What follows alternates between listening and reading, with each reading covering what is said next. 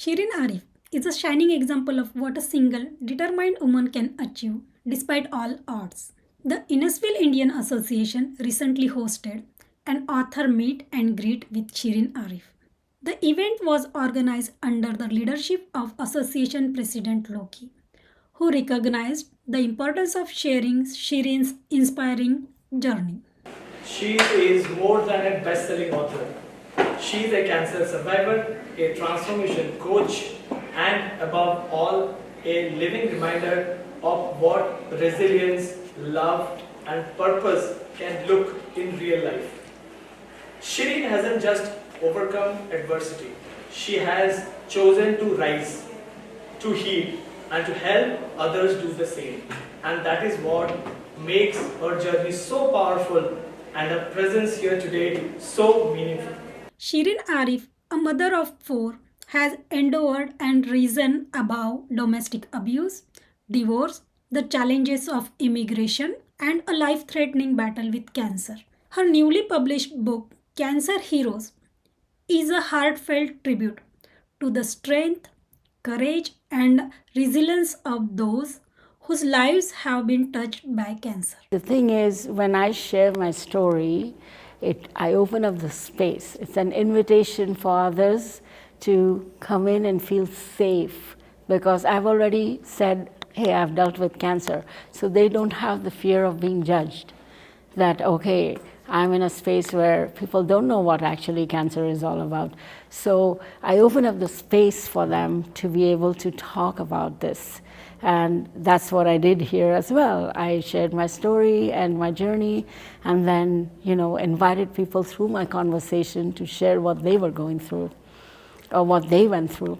More than just her own story, Cancer Heroes share the voices of women from diverse backgrounds, survivors, caregivers, and fighters. There's no attachment to service. You serve with no attachment, and that is very powerful. You do your good and don't expect results, don't expect them to give things back to you. That is a powerful place to be in. And I'm not always like that, I'm human, but with the work that I keep doing, I tend to snap out of it faster. The book highlights the emotional and mental impact of cancer, while also showing the power of healing, community, and personal transformation. Following is our exclusive interview with Shirin Arif and full coverage of the event. It's an author meet and greet hosted by the Innisfil Indian Association. And I was invited to share my story and talk about the book with the people that came here. And about the book is called Cancer Heroes, and I wrote this book because I am a cancer survivor, and the book is my journey of service. So after I survived cancer, my intention was that if I get a chance to live, I will serve the people of the world as a token of gratitude for the bonus life that I have been bestowed by the Creator. So through the book, I have shared my story of surviving cancer, and along with me, there have been actually these women. They are all from different ethnicities, and two of them are from the States. The rest are from the GTA, and we've shared our stories of dealing with cancer. Or there's also been someone who was a caregiver for a cancer patient, and we've shared our journey of what it was like to deal with the illness, and basically focusing on the mental and emotional aspect of what it does to people and families. The idea is to support people and families that are dealing with cancer, and to foster courage and to foster healing and transformation in them. The thing is, when I share my story, I open up the space. It's an invitation for others to come in and feel safe, because I've already said, hey, I've dealt with cancer. So they don't have the fear of being judged. That, okay, I'm in a space where people don't know what actually cancer is all about. So I open up the space for them to be able to talk about this. And that's what I did here as well. I shared my story and my journey, and then, invited people through my conversation to share what they were going through or what they went through. And one of the things, really struck me was when you said, you have some people blamed you for faking it. Yes. And because I think that could be one of the hardest thing to speak, because Yes. you are again opening space for other people to blame you. So how is that particular, sharing that experience, that, Yes. that people blame you when you are undergoing, Yes. such a trauma and hard disease? So initially, when I didn't take courses on personal development, and transformative education, I did not know how to deal with it. I reacted normally like anybody else will, that I felt offended and hurt that why is she saying that? Why would I fake cancer? Why would I fake such a thing? What about the scar? So there was anger, there was justification that I have to prove it and things like that. But now, over time, as I've worked on myself, I realized that I will open up the space, and it's up to them to welcome themselves in. And if they don't feel comfortable about it, it's not my fault. I've offered what I wanted to. They're not ready for it, and that's okay. That's okay too.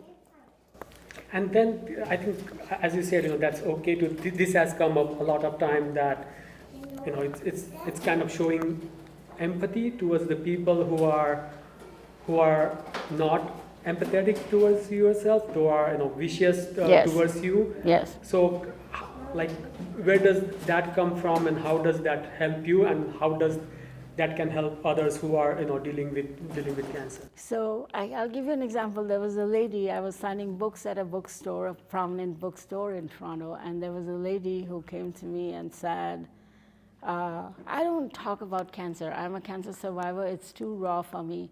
I want to be cancer free. That's why I'm not going to talk about it.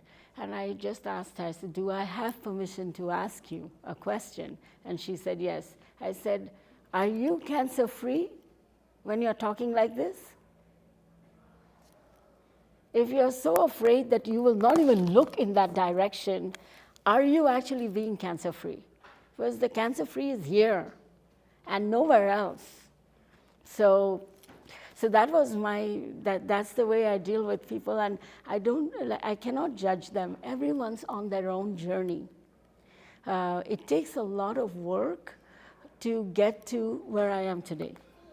It wasn't easy. It is constantly being present to my reaction to people, what is going on in my head when I'm talking to them, how do I perceive things, and being very present and aware of that, and really making an effort to neutralize my own, because we're all human beings. We're constantly judging, even if though we say we don't. In our heads we are judging. Oh, she has long hair. Why does she have long hair? Okay, let's see, does it look good on her or not? Like, we're constantly judging. So to tame the mind, it's work. It's constant work. And so, to come to your question, so the thing is, I can offer them what I'm seeing, how I'm seeing, so that it supports them.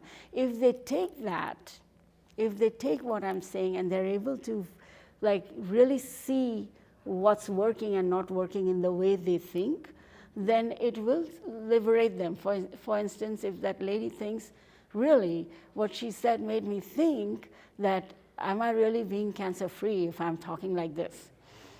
So if she takes that on, it will help her. She'll work on herself and set herself free. If she doesn't, she doesn't. There's no attachment to service.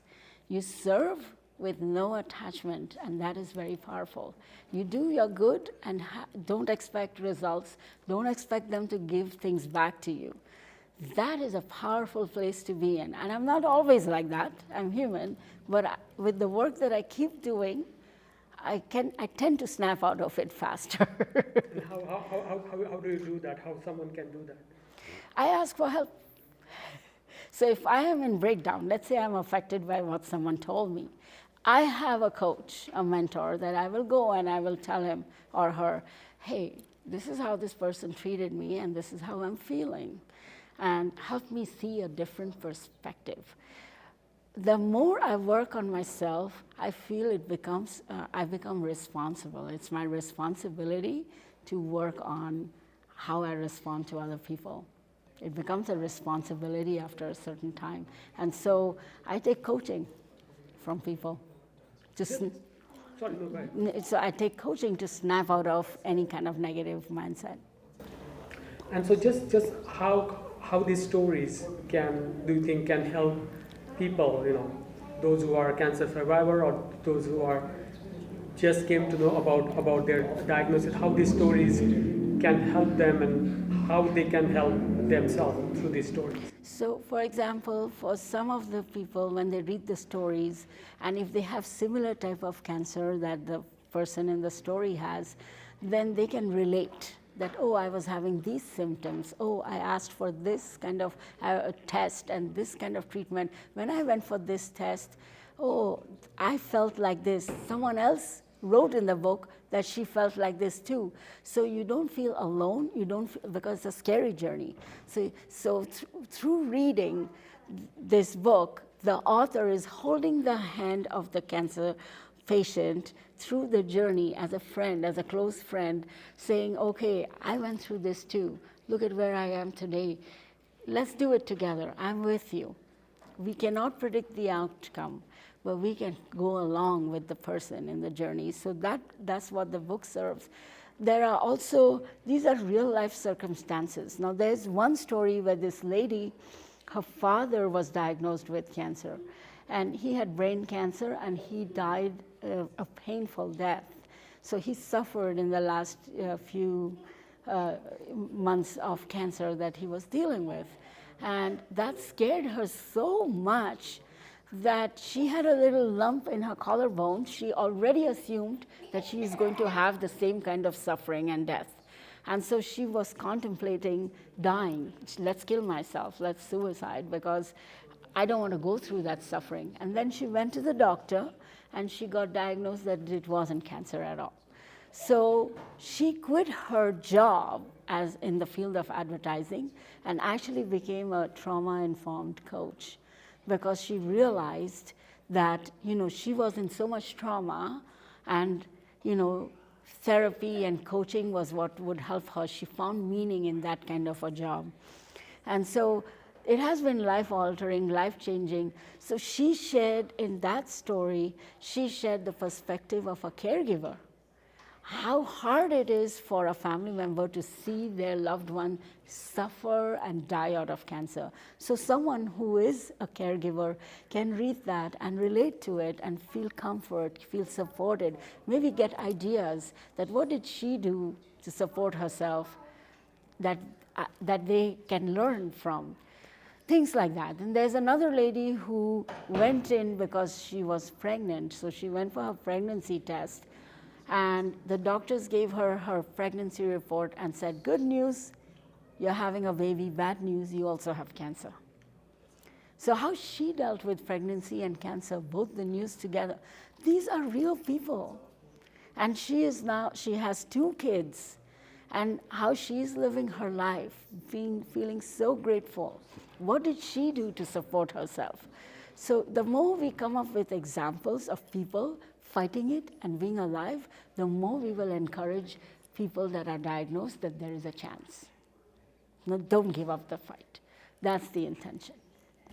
And how do you, one of the things you said that, there are no men Yes. who came forward, to share their stories, whether cancer survivor or caregivers. So where does that leave us? Because, given 50-50 men and women in this world, so Yes. I believe the cancer diagnosis ratio would be around same, if Yes. not very different. So Yes. where does leave us as a society when it comes to men dealing with not only the cancer but also The trauma of it. the trauma and the family who are Yes. living male family member living in Yes. the presence of a cancer survivor. So with the men, I'm not giving up on the men. I will keep inviting men.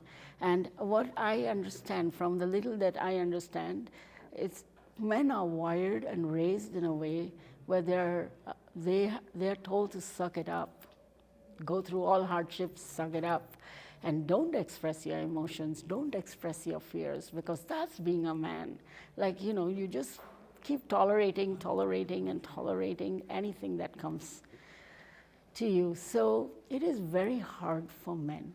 I've heard of women's circle more than I've heard of men's circle, even in normal circumstances. So for men, it's very hard for them to talk about their pain and their suffering, because they are supposed to suppress their emotions. So it will take only one man to take the lead to open up that space for other men to follow. And I'm looking for that one man. I'm actually openly inviting, if there's anyone who has a cancer survivor story, please come up, and I'm more than happy to give you a spot in my book. I'm working on this second book, and my dream and my vision is that book, because this is exclusively women, my dream is that I will have that book with stories of men exclusively. And let's create this world as a space of kindness and compassion, not just for women, but for men too. Men deserve to be loved and supported as well. So I have been fortunate enough so far not to have been diagnosed, but I've talked to many people who have, and I want to know if the words that I'm choosing to share with them are helpful or not, and so if I'm talking to someone who is a cancer survivor, I wanted to know from their perspective, what were some of the most helpful things that they heard, because those are the things I would like to, share with people that I'm talking to, and just what can I do to support? What's the best way and the best thing to say to people that will give them encouragement and hope versus make them angry or sad? Absolutely can't imagine. I just became a grandmother. I have a 1-year-old granddaughter, and the only thing that kept running through my mind is how, that would be the worst thing. The worst thing would be, having to spend less time with my granddaughter, or having her have to go through, watching me be ill and making her sad. So that's only a new perspective I have as being a brand new grandmother, but definitely I think it's hardest on women because we're the caregivers, we're the nurturers, and now all of a sudden we're hurting the people that we're blessed to nurture most of our lives. And I think for me that would be a difficult position, and that's certainly what I heard from Shirin, is that was the hardest thing, wasn't the cancer, but supporting her children through this. So I'm certainly no expert, and I'm here to learn, and that's why I was happy to get the book, and I'm really looking forward to reading it, because the only way you can learn is to hear from other people's perspectives, and that's what this book is, and I'm very excited to read it.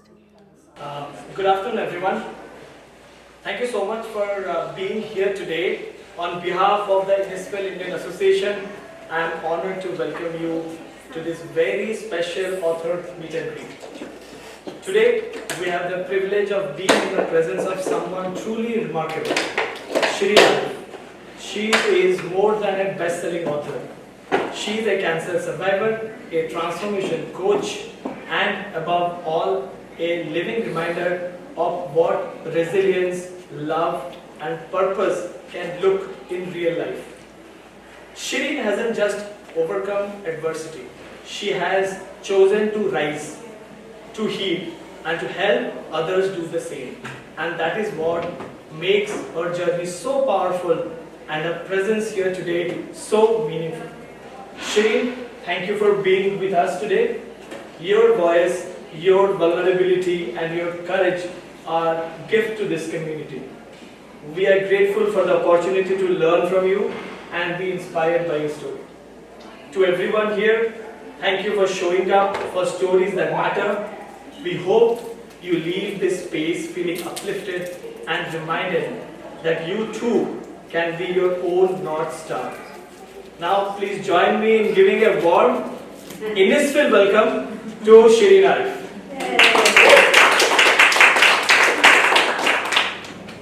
Good afternoon, everyone, and I'm so delighted to be back in Innisfil again.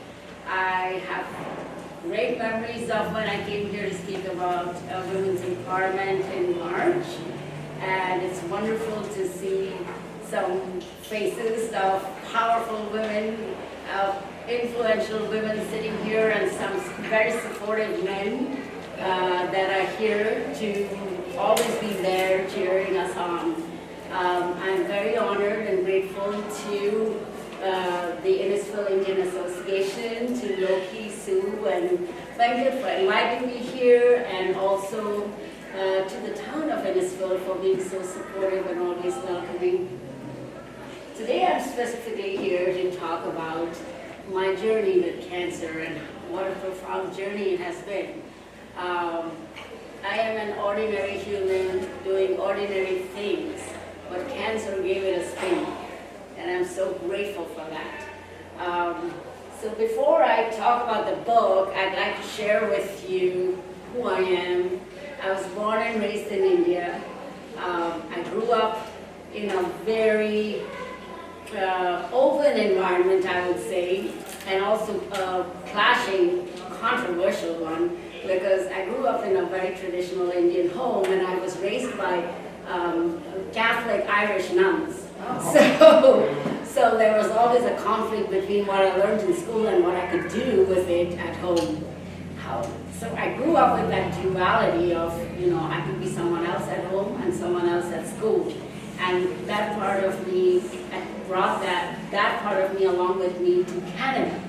And once I came to Canada, I was already in my second marriage. Things were not working, and it was all my fault, according to my culture. And so I didn't know any better, and I thought it was all my fault.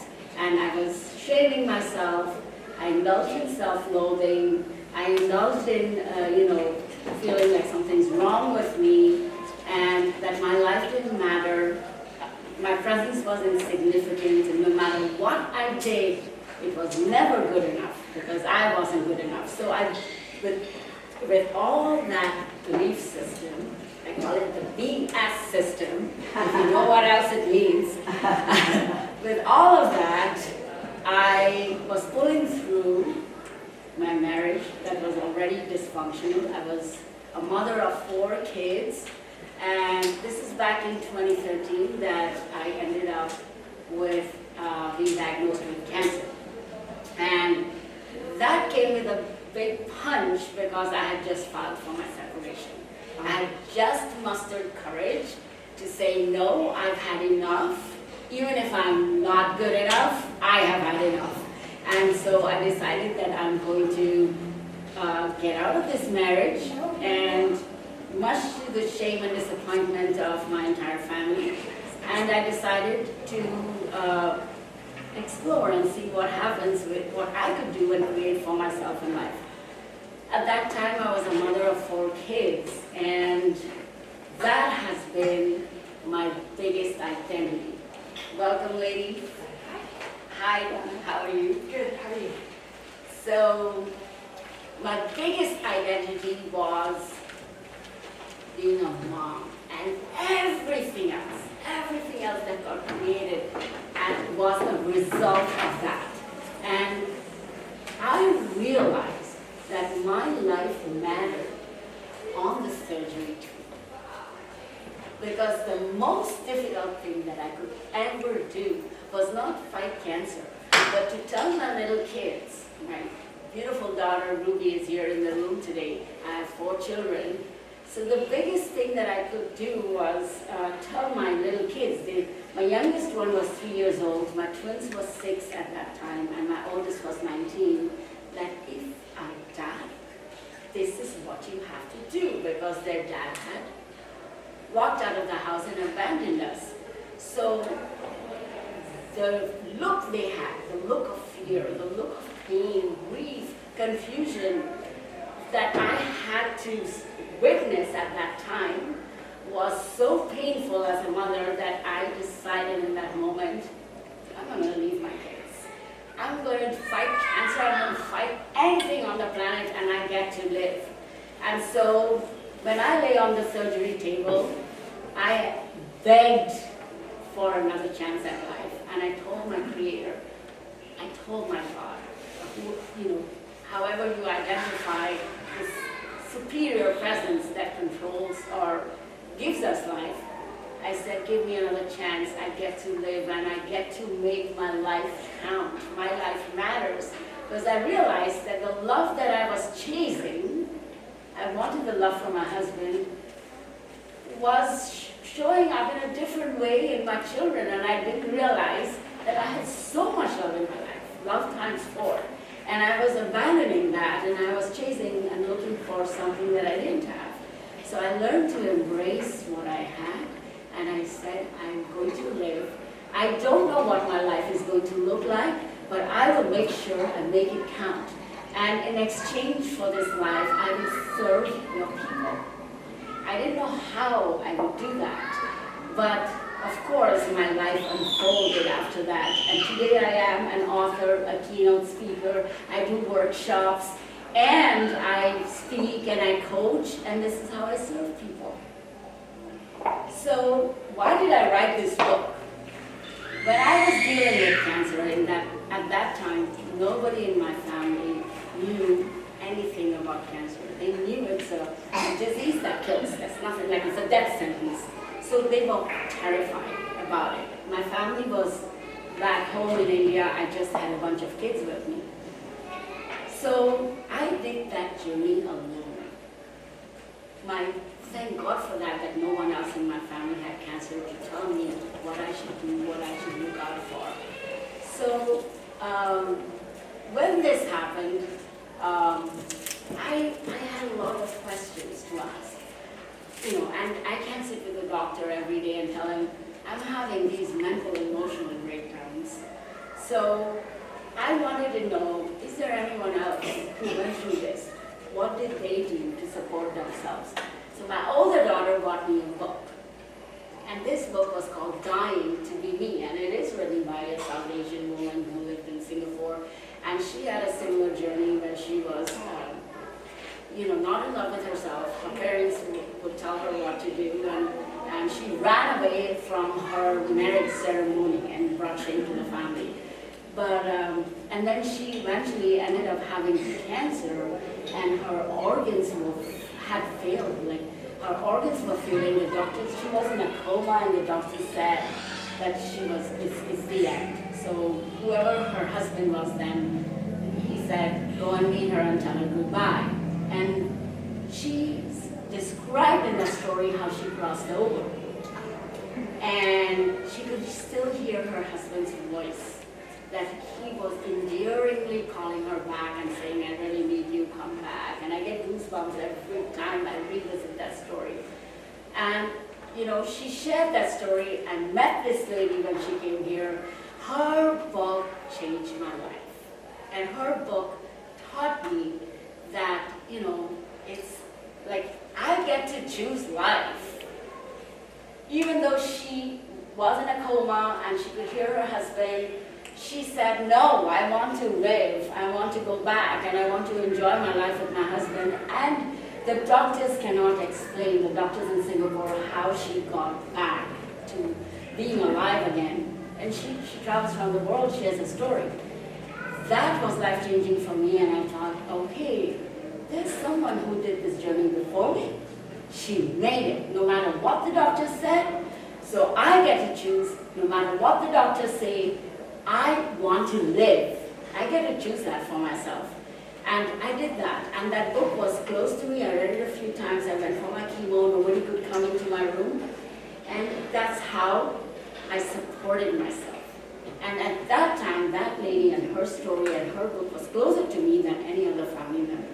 Because she understood. I felt that she understood my journey. I felt like, oh my God, there's someone else who did that. Okay, that's not the end of the world. So that was the beauty of someone sharing that story. And when she came to Toronto, she had no clue what her book did to me. And I shared that with her.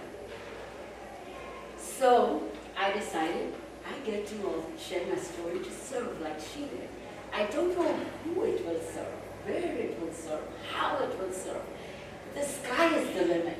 And so I could be there holding the hand of someone who's dealing with cancer through this book and through my story. So that's why I wrote the book.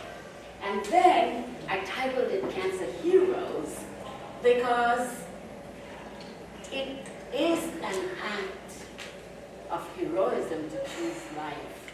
And the people who deal with cancer and survive it are not just the heroes. The people who donate their organs, the people who donate blood, the doctors that do a miracle and come as your saviors, the people who travel around the world to pray for you. I had friends that were traveling, they stopped at their temple, at their church, they were touring, and they sent me a message and said, hey, I prayed for you. My school friends from kindergarten, they're in India, and a lot of them are in other parts of the world. They created a prayer chain for me. You know, the heroes. You know, the people who cheer you on and say, we're with you. They are the heroes. My children, who gave me a reason to live and fight this, are my heroes. They are the reason why I keep fighting with others through the books, through the stories, and through everything. So that is my journey, and I feel cancer has been the greatest gift in my life. And my chapter says, cancer was the cure. And I'm here today. If you have any questions, please feel free to ask. When I come to speak later, I'm going to share the 5 C's of change and transformation that I learned through dealing with cancer. Hi, thanks so much for being here today. So you mentioned going to school with Irish Catholic nuns. So that was my life. I grew up Irish Catholic nuns, but I want to hear more about. Can you give some examples about how the two cultures clashed when you were young?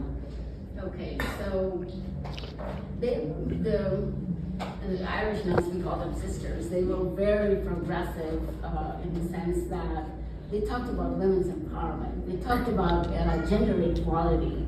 They talked about a woman could do anything and education was the way. And they were there educating us. And so when I went back home, the culture was, okay, you're getting educated, not for you to ask questions, but that's dowry for you so that you get a better husband. So keep it down. Good girls from good homes must not be heard. They can only be seen and, just look pretty and get ready for a good marriage. The nuns, the sisters would tell us, would talk about independence and, financial freedom and, having a career and, you have any vision, any dream, go for it because you can. And, the sky is the limit. And then I come home and the talk is, good girls from good homes don't go to work and earn money. It's the job of a man to do that. And you're insulting a man that he doesn't make enough money and he can afford a family if you go out to work. And bad things happen when you go out to work. So that was the cultural difference. That must have been very confusing. Yes. As for a child. Yes. So I'm so grateful for the sisters for the education. And in fact, they really supported me because in India, when I was divorced the first time in my family, no woman has been divorced. So it was a shameful thing, and at that time the biggest comfort were these sisters because I went back to school, I told them this is what I'm going through, and they were there to not shame me. They were like, okay, how can you pick your life up and let's go. I mean, in the Catholic culture also, divorce is not really something that is celebrated, but then they didn't let me feel like, okay, you've done something wrong. there was no judgment. She said, okay, you went through what you went through. Why would you let that be, a hindrance? Let's see what you can do. And I was back in school, doing my B.Ed. I had a job before I got my degree. So that was the support I've had from them.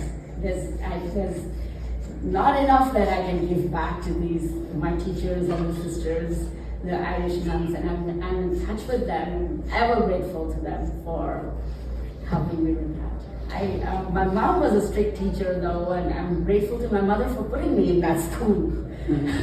So I guess she had a vision, but she didn't have the courage to do that for herself. But I had the chance. Any other questions? Yes, please. So on your cancer journey, did you, a lot of times, cancer surviving patients feel a sense of remorse over others who have not survived, or younger ones, you look at children and why am I healed and this child has that? Did you ever experience that in your journey? I did not experience that in my journey because before cancer, I had that guilt. That why am I even alive? My life doesn't matter. Nobody loves me. I'm bringing shame to my family. My ex-husband is not at all happy with me, and he's moved away to another woman. Something is wrong with me, and I'm in disgrace, and all of that. But cancer was so relieving. It was a journey of getting clear, like a clear perspective of how valuable life is, our time on earth. I mean, for even those who believe in reincarnation, I will never come back as Shirin again. This is my one chance as Shirin. I will come back as someone else, doing something else. For anybody who believes in reincarnation, so I have only one chance as this human being, and to honor this body that has served me, has suffered with me, is a gift of God. Life is a gift. So, I do feel grief for people that are suffering. That is why I do the workshops and I coach people so that they can support themselves with a shift in perspective. Why me? Why me? Why me too? Why not me? If not me, then who? My children, my dad, my friend, my neighbor. Okay, I got it. Let's figure out what's the best we can do. We can't choose when we are going to die and how we will die. We can choose how we're going to live. So it's a gift, and so I don't grieve or feel sad being alive. I feel it's God gave me a chance. Yeah, it gives you a different perspective on your life, because you don't want to waste it, and what can you do as we appreciate our life that much more. Absolutely. Yeah, absolutely.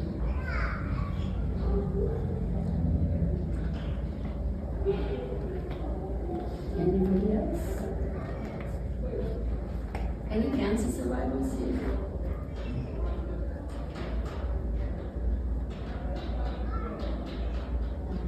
Do you have any questions for me? No, we've met before, but as I said to you, I've read the book, and the line in there where you had spoken, the cancer diagnosis has saved your life. Yes. I'm currently going through immunotherapy for kidney cancer, so this is a new cancer to me. So I was first diagnosed at the age of 14 with melanoma in my head, and I've had in total 5 tumors removed. But for whatever reason, when the kidney cancer, and I was reading that line, I thought, because it was more like, oh, what now? I've got a new cancer. Oh, this is not good. Am I going to be BRAF positive? I'm BRAF negative. BRAF positive is sort of it's kind of like a mutation of cancer cells. They will spread, and it's very common with melanoma cancer that you could have other cancers. So immediately diagnosed with kidney cancer, and understand it was a scan that was completely cleared March 27th to be stage 4 by July 5th. It happened very, very quickly, and we were very nervous about the graph, and I thought, oh, this is not, crap. But then when I started, a friend gave me the book, and going through cancer, you can have some very dark moments, I guess, in your thoughts. You may think to yourself, I think we've all been there at points in our life where you think about something and you would never say that to another human being, ever. And it was such a relief reading the book that, someone else said that. But they said it out loud, and what do you read? Oh my goodness. And the many of the stories were all positive, and it was the book that I said, all right, you know what, let's fight it again. And as you were saying, I just lost a friend who was BRAF positive. So she had melanoma cancer, and it spread to her lungs, her liver, and she just passed away. And I do think, I'm negative. She's been positive for 2 years. She's younger than me. She has 4 children. I only have 2. You do think of, to me, you wonder why. And she was very positive. So I'm just saying, for me, it really helped me understand someone else thinks the way my head does, even though I haven't spoken the words. Thank you for sharing that. If I may share, I live with cancer. And for that matter, a lot of people live with cancer, just that they have not been diagnosed. Yes. And they may live an entire life and not know that they were living with cancer. So cancer cells can be present in small amounts in many people. Yeah. It shows up as a disease once it's gone out of hand. The numbers have grown exponentially.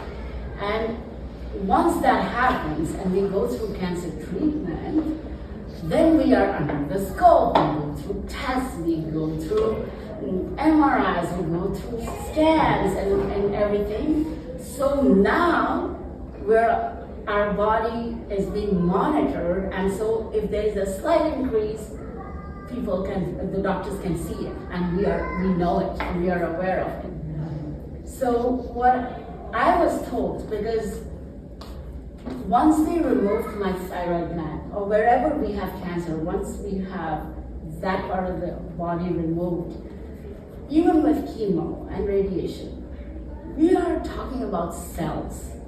It is humanly impossible to make sure that every single cell has been killed or destroyed in some way, whether surgery or whether it is radiation or chemo or medication. So they just can be reduced to an insignificant amount, and they may be dormant in the body. So it's been 11 years, and there may be remnants of cancer cells in my body, and I don't let that dictate my life and decide for me what I'm going to do and what I'm not going to do. When we have a cold, we don't think, okay, I had a cold, so now I'm going to think about it for the rest of my life. Or when I fracture a leg, once I'm healed, it's somewhere there, and we don't let that control our lives. We gotta treat cancer like that.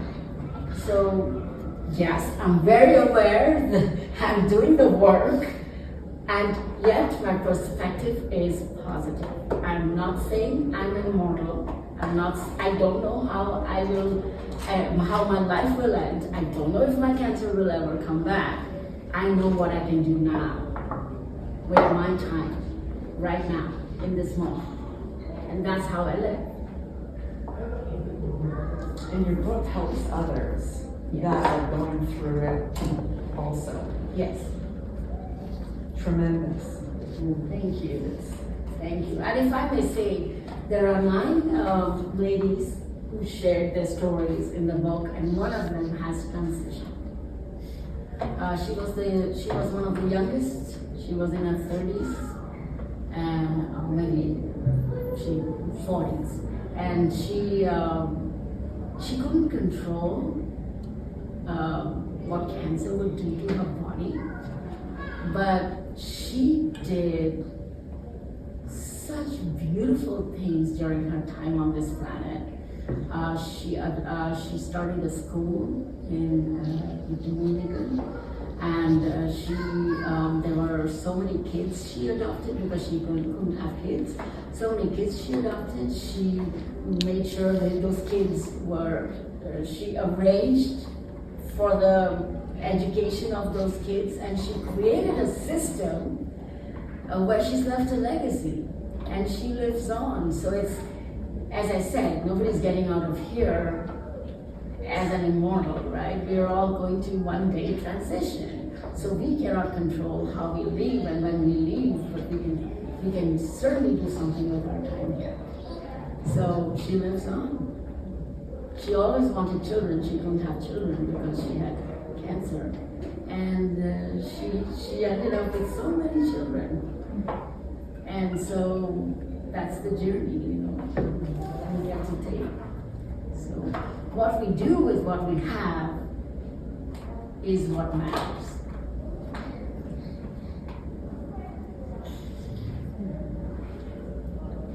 Anybody else? Any questions from the gentleman? No questions?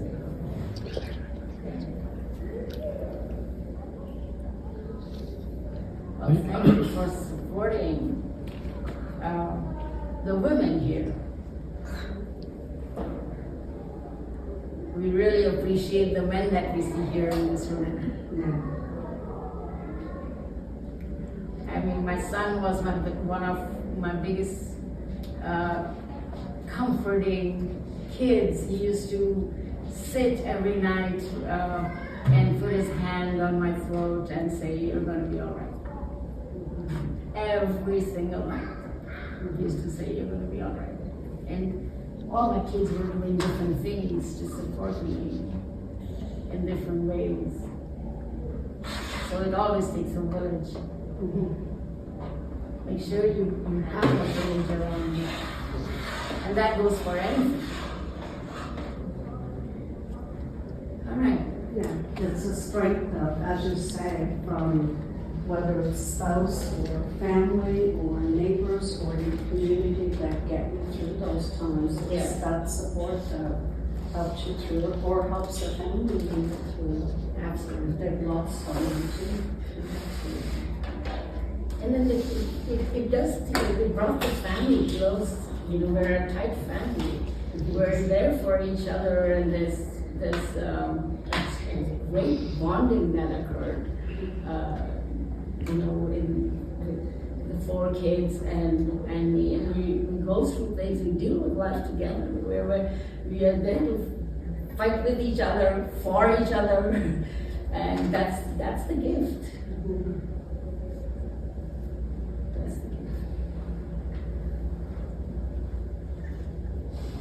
And then for people and families that deal with cancer, they understand the journey, and they are able to support other people and other families that go through the journey. And I think it's important to share that journey as well. I lost a very dear friend to the cancer ended up ravaging her body, and she wanted none of her friends to know, nobody to see her, Yes. because they wouldn't recognize her. She didn't want her husband to tell anyone, except for me and one other close friend and her 2 children. And that was so hard on her spouse because he needed support Yes. and he couldn't get it. You know? Thank you for saying that. Yeah, no, we all go through it a different way. That's true, because I've had this experience here when I was wanting to put this book together. I have to say, none of the men wanted to share their stories with cancer. It was very hard for them. But also with the women, a lot of the women, I mean, they're coaches and they're empowering other women. And they're, like, one of them was diagnosed with cancer, and she reached out to me and she said, "No one should know." Yeah. And why? No. And I've had another woman, a woman that I approached. She's had a cancer journey, and she had liver cancer. She's had a liver transplant, and she's the mother of 2 kids, and she runs. Cancer was an invitation for her to start her own restaurant with healthy food. And so that was such a powerful story that could inspire someone else. And she said, "I don't want to revisit and write the story or share the story because I'm afraid that I will bring cancer back in my life." So there are different belief systems. Some people are afraid that if they keep talking about cancer, that means cancer is in their space and in their mind, and so it'll come back. For some people, they're like, they don't want anybody to know that they had cancer because people will judge them. I know someone from my culture who felt if people knew she had cancer, they think it's bad karma. She must have been a bad human being to deserve this. And I was told that as well, that you must have done something wrong to have deserved cancer. And I asked, I thanked that person for the feedback, and I asked, what about the infants and the little babies that are diagnosed with cancer? What did they do wrong? And so there's no answer. So there's still a lot of stigma around this illness. Some people think, there's a good cancer and a bad cancer. If your cancer is easy to work through, then it's good cancer. If it's a struggle, it's bad cancer. And there's no such thing as good cancer and bad cancer. And in fact, in my children's school, there was a teacher who thought I was faking it that I had cancer because I bounced back. So there are lots of layers of belief that people have, that if someone who has cancer has to look a certain way, behave a certain way. Sometimes if people say, hey, I have cancer, the assumption for some people is, oh, she's going to die, let's be nice to her.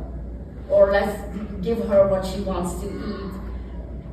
That's not why you treat someone well. You treat someone well because you should treat someone well. So there are lots of stories like that people share with me.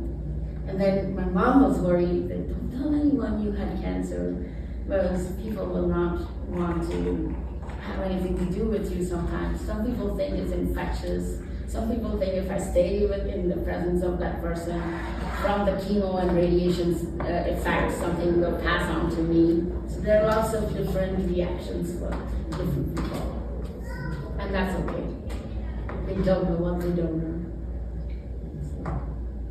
But the more we share these stories, we create the space for other people to be able to deal with what they're dealing with if they're dealing with cancer.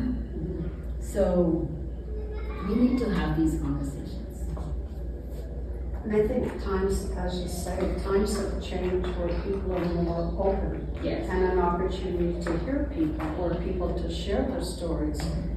My growing up, if anything happened in the family, my first marriage broke up, we don't tell the neighbors, everything's swept under the rug, Yes. and if you have a disease, so you never knew who had anything in the family, because we won't talk about that. Yes. I grew up like that.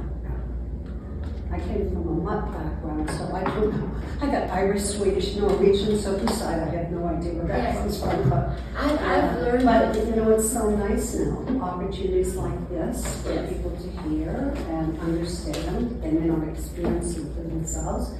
maybe their family member needs to hear it, or they've lost a friend, or Well, statistics in Canada say that 2 out of 5 people will be diagnosed with cancer at least once in their lives. yes. So it's almost, if I may say, it's almost a household name. Everybody Yes. knows at least someone who's dealt with cancer or is dealing with cancer. So it's not something to hide.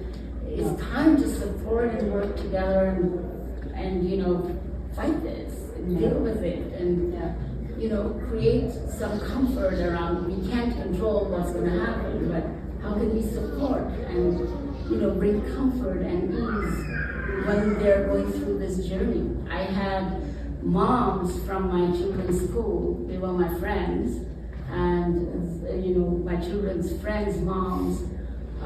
They actually, one of them took the lead, and she created a roster, and she said, okay, this one is gonna make lunch on Monday, someone's gonna take this kid on Tuesday, and this one's gonna drop off food, and someone will do laundry. And I had a whole bunch of moms show up for me, and my kids were going to sleepovers and having time with their friends, and they were able to have those conversations. My children could say, "I'm scared. I think my mom is dying," and there were other moms, hugging them and comforting them and saying, "She's going to be all right." And then there were teachers. I had a teacher who would pack lunch and have lunch with my kid and just let him talk and say whatever is coming up for him, and they would play chess together. So it's always a community. It's not just it takes a village to raise a kid. It takes a village all the time for everybody. Yes. So human beings, we are one human race. So, and what I've also learned is I talk to people from everywhere on the planet, and people are the same. They deal with the same kind of problems. It's not that in the Western world things are perfect, or in the Eastern world, everything is bad. No, people are dealing with a lot of things all over the world. And sometimes we don't know it.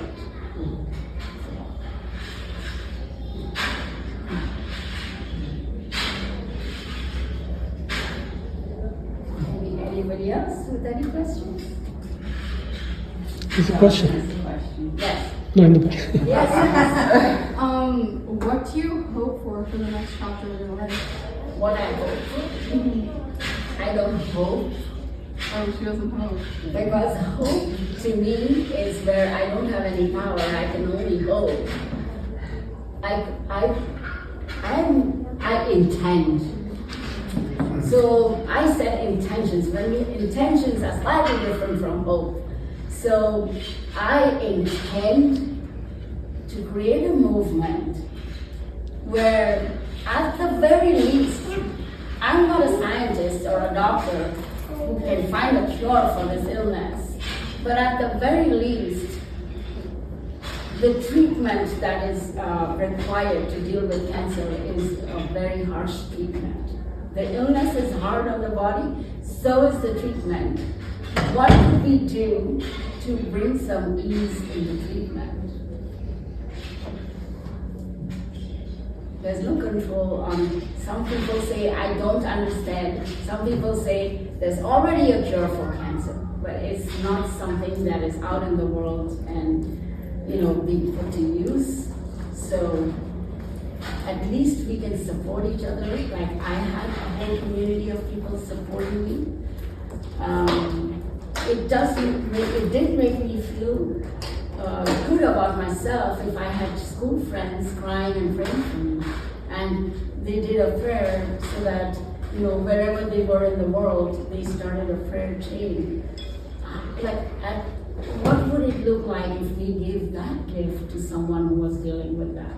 And it's not just cancer, for anything for that matter. So my intention is to bring ease, to bring transformation, to bring healing people that are dealing with cancer in whatever way and form that is possible. And we get out of our own way and allow and receive the healing to occur. So that's what I think. Yes. What would you say to someone who feels like they don't have that support system? What I would say to someone who does not have that support system is ask. Ask for help. Your life matters. There is absolutely no shame in asking. Asking is an invitation for another human being to do some good in this world. You're doing someone a favor when you ask someone, hey, can you help me? That person just got an opportunity to show up as a good human being in that moment. So asking is a gift. That's what I would say. Anything else?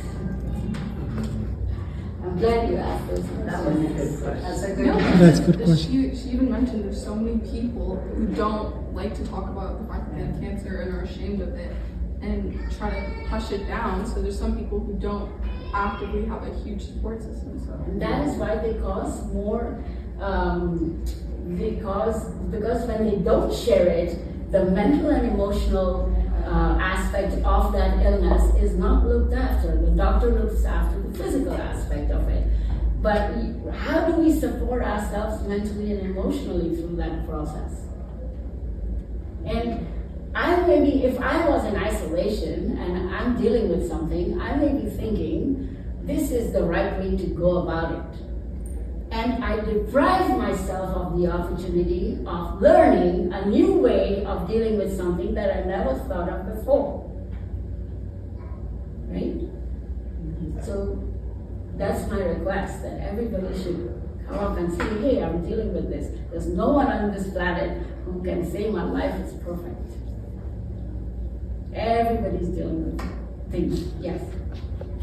So tell me some of the things that people said to you that provided you the most comfort.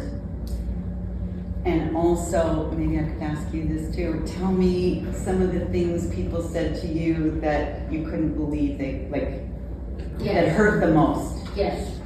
Well, I'll end on the good note. So I'll start with the things that people said that hurt me. For example, the teacher thought that I was a liar and I was faking it for attention that I have cancer. I didn't know what attention I could get from the teachers that would change anything for my kids in the school.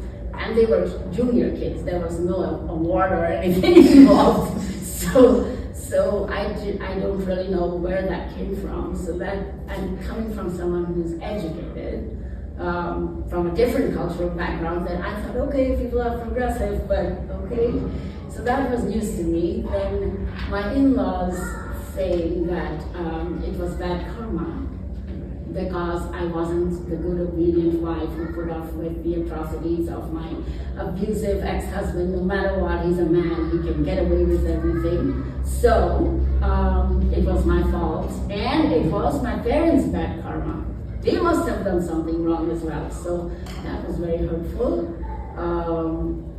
The biggest gift of kindness that I received was from my doctor, who gave me the news that I had cancer. And so I've written about him in my book. He's a clean-shaved man. He has eyes like the Buddha. He came in with calmness, and he leaned over and with the utmost compassion, he said, you have cancer. His tone, the way he delivered the message was so calming and so full of generosity that I leaned in and said, okay, take care of it. I'm out of my way, fix it for me. And that's how the same doctor, the same diagnosis, the same hospital, the same treatment can have different results on different people. On the other hand, I had a sister-in-law who died of breast cancer because the day she was diagnosed, and I'm not saying, this is not based on research, it's my observation. The same lady, she said, no matter what the doctor said, she said, I'm going to die. I'm going to die. No, I'm going to die. And I feel like, as someone who's been through the journey, I feel if I was in that state of mind, I think I would, because my cancer had spread. It had metastasized. It was in my lymph nodes. So I don't know what my journey would have been like, but I just, when I saw that doctor and the way he delivered that to me, I was sure that I was in good hands. And I let him do his magic. I didn't question it. I was also very open to people. There were so many people who said, here, take this prayer. I didn't care what, whether it was from a church or from a temple or from any school of thought. My heart was open to receiving all of those blessings. So I had Christians praying for me, I had Buddhists praying for me, I had a Hindu lady come up to me and give me ash from the temple and say, you must put that here and you'll be fine. I did every single thing. It was love coming to me from that person. Why would she care about going to the temple, bringing me something and saying, here, take this? How am I'm not even living with her. That is love right there. I don't see her every day. She's gone out, and that is unconditional love. So I received it, and I received it. That was my journey. To see the love that I was ignoring, chasing the love from this one man who was the ultimate giver of love in my eyes, that only if my husband loves me, my life is fulfilled. Then I started noticing and seeing the love that I had available to me from so many different people around me in different ways.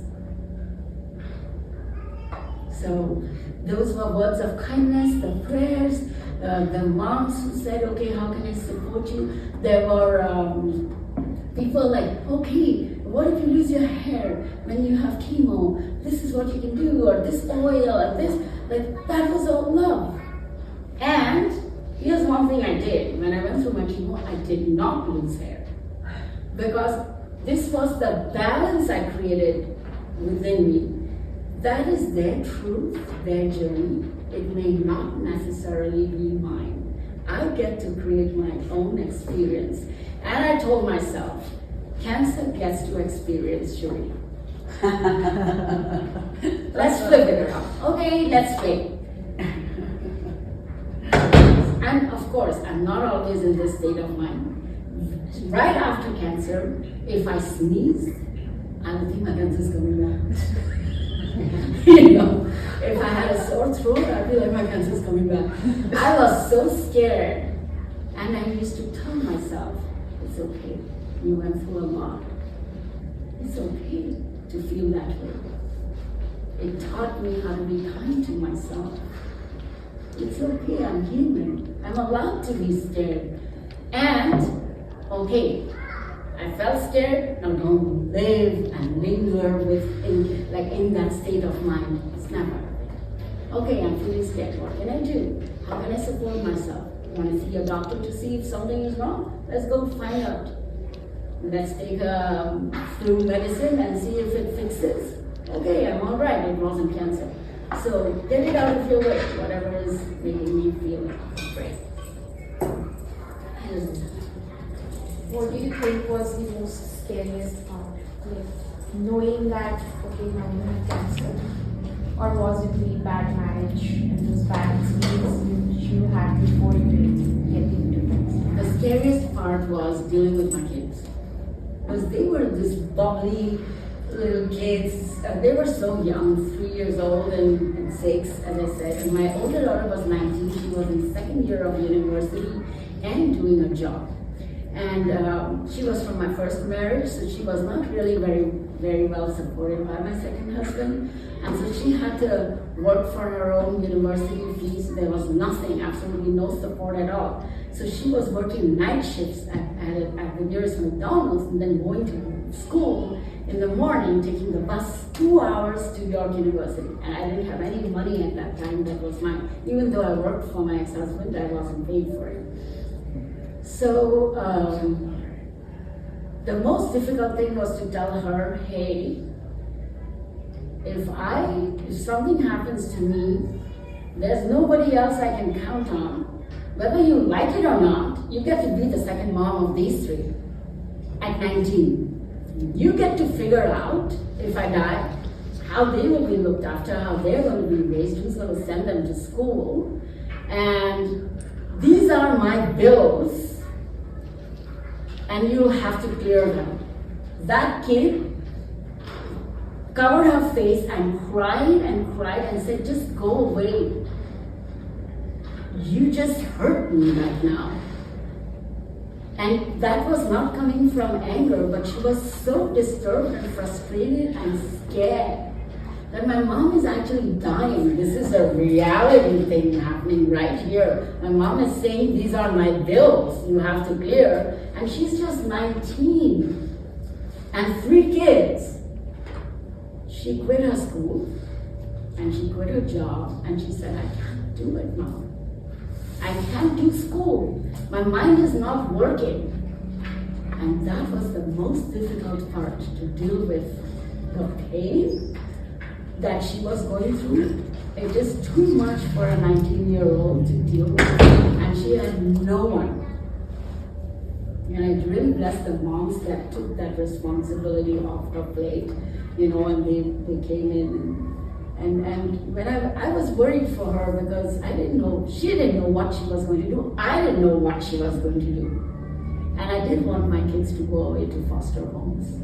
You know, they would not be together, so no.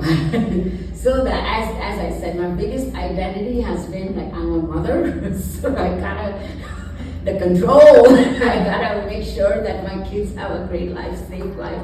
And I get to raise them in a way where I have a bit of arrogance that no one can look after them the way I do because I'm their mom, you know. So I just stepped in. I stepped off and I stepped in. That okay, I gotta take charge of my life. So that was the most difficult part. Cancer was easy after that. Because I just didn't, my child was very, very scared and almost at the point of destruction. So no, that was my difficult part. And do you think that something changed with the kids, like the kids had some learning lessons, seeing your journey so close? Yes. So it was funny, when my kids would be in school for the Terry Fox run, I had their friends writing on who are you running for? And a lot of them would write, I'm running for Ruby's mom, I'm running for Ashad's mom and Simra's mom. And kind of a lot of the kids knew me because of my cancer journey. And the kids know compassion, the kids know how to work together. The kids know that life is not a bed of roses and, you know, we just have to work together. The kids know how to ask for help. The kids know how to not quit. There were tons of gold in that journey. They know how to not quit and, okay, figure it out. How do we figure things out? Anything else that the kids learned? I feel like a huge thing, like she was saying too, we came so close as a family after she had cancer, and a huge thing was like communication and transparency, because we communicated a lot specifically about that issue. So now, even now, we're all like family, but we're also all just like best friends, and I tell my mom everything, and I tell my siblings everything, and vice versa. So I feel like being transparent with the family was also a huge, like, yes. So I feel like that my kids will, as they grow up, they're better prepared for life because they know life is not easy and things can happen.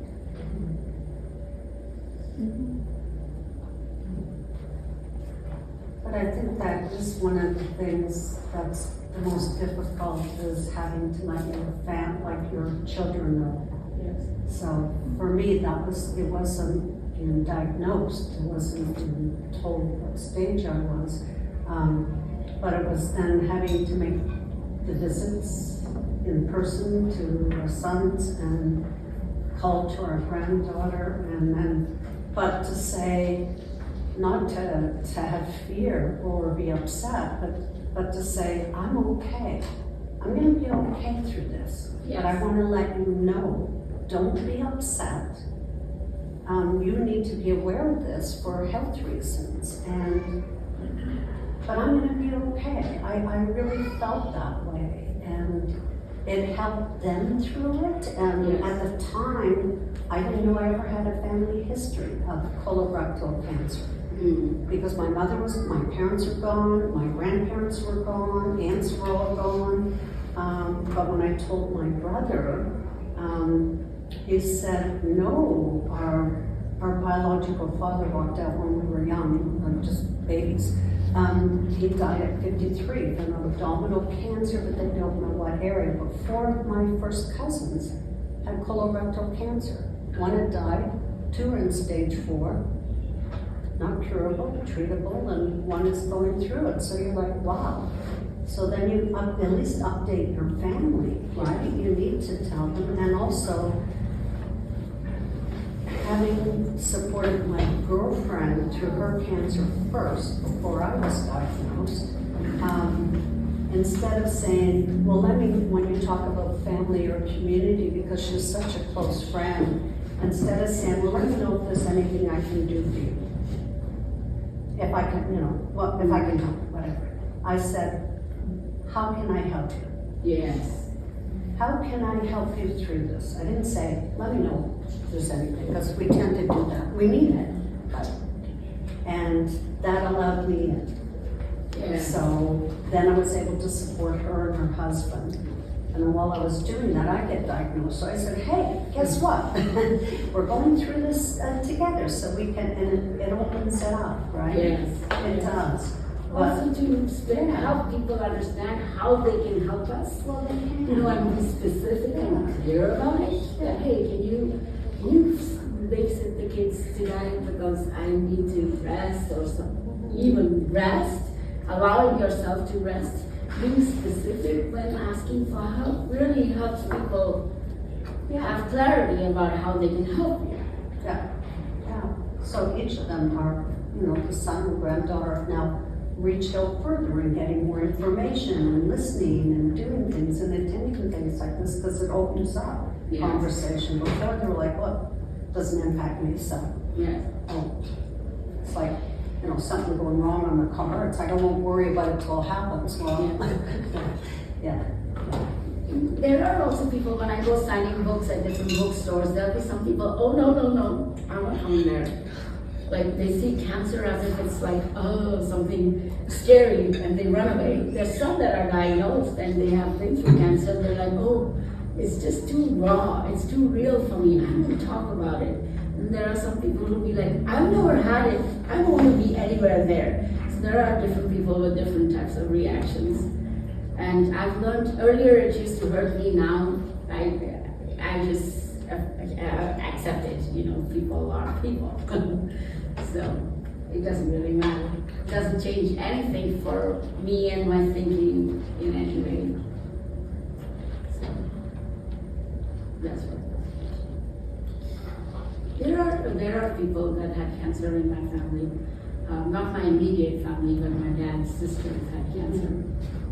And of course they died. Yeah.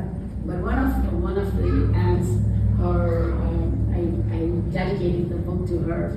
She couldn't go through a surgery because her cancer was right behind her nose, on the roof of the mouth, and it's behind the nose. And so there was no way the doctors could go in there in India and do a surgery. And she lived.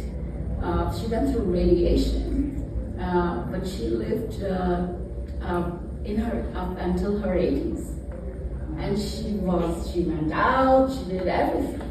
She lived with cancer, and she showed me the way.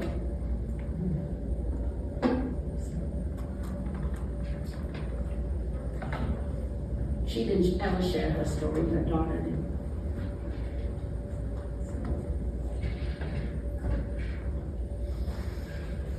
I also go to the Gilda's Club here. It's a beautiful space for people that are dealing with cancer. I absolutely love the space. They have workshops and they have different fun things for people to do, like sewing and quilting, Zumba and yoga and a whole bunch of things. The whole idea is to live a full life. A lot of the times, like any illness for that matter, is basically telling you to pause and take a break and just see what's working, like take inventory of your life, what's working, what's not working, and you have to eliminate what's not working and not serving you in your highest.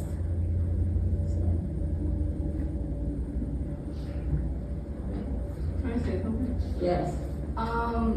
Back to what you were saying, you asked a question like, how did you like tell your kids, how did that go?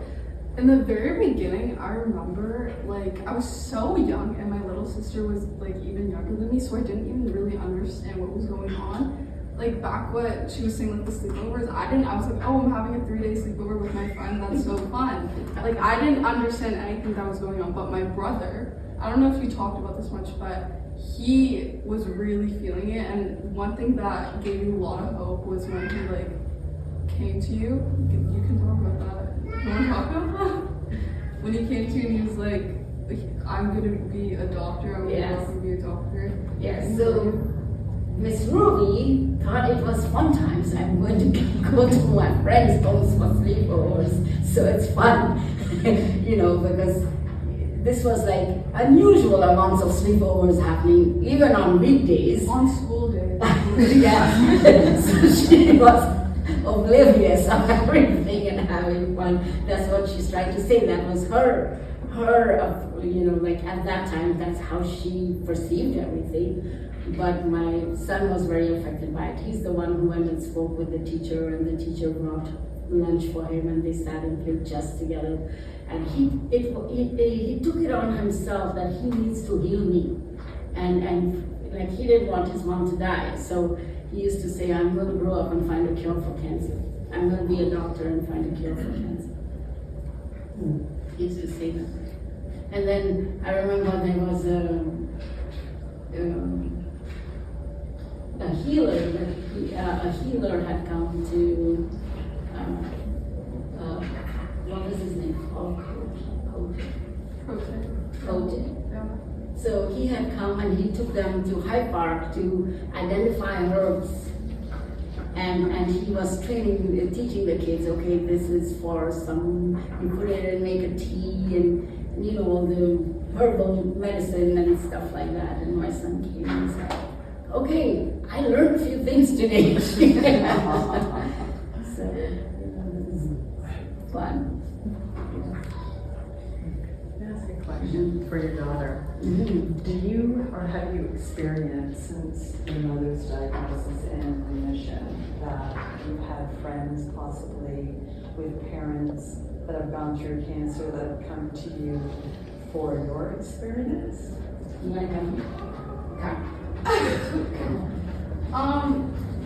Well, actually, I thankfully have not had that many friends with parents that have had cancer. But there's one girl in my class who is very similar to you. Her mother had cancer and she was living on with it. But I find that people, I think they're still shy to talk about it and they get scared, specifically regarding their parents, because maybe they are superstitious, they don't want to kind of manifest that happen again. But I do know that even though, especially growing up, when I start to understand, she actually has cancer, it's not the 3-day sleepover fun thing anymore. When I was younger, especially in elementary school, my friends, even though they didn't have parents with cancer, they would often ask me, they were very supportive, and I would always get to hang out with them. They'd say, do you want to come over? And they were also a support system for me and my siblings. The same way that she had a support system, we also had a support system. My youngest daughter has a classmate who's actually, Yeah. sons, Yeah. whose mom passed away, and they are very close. My daughter and that little girl, they are very close, and they share a lot of things about how their mothers were experiencing cancer, and they bonded over that. I know who she's talking about because her Brother. older brothers and my age went to school together, and she was a very lovely lady. And I remember one time we went to get our nails done together. We went to the same nail salon, and especially how it affected the kids. I remember like her brother had told me that she passed away, and over time, like he's grown up to be such a I'm not in communication with him much anymore, but like I know that they're still obviously grieving the loss of their mother, but he often, and even like my little sister's friend, they both are like carrying her with them throughout their daily lives. Like he got a tattoo Yes. recently, and it was she would sign after every single letter. She would put this special like signature, and so he got that tattooed. That was his first tattoo, his only tattoo. And even though like yes, her and him are without a mother anymore, they still carry her values, her beliefs, and like she said, she's been having this conversation with me like outside of this. She always says that after I die, it's the values that she has taught us that carries on with us, and it's like her legacy carries on with us. So they kind of carry on her values and what they've taught them to be important. Yes. Their mother used to write, she left some letters for them, and she used to sign the letters a certain way, so he tattooed that signature on himself for his 18th birthday.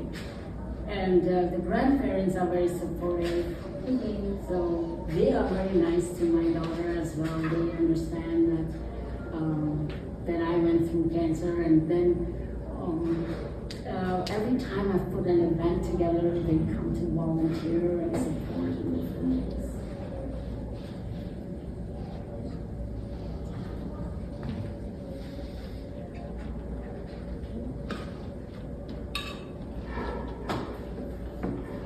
I think we wanted to keep it as a meet and greet, but it's a good session. Yes. Good.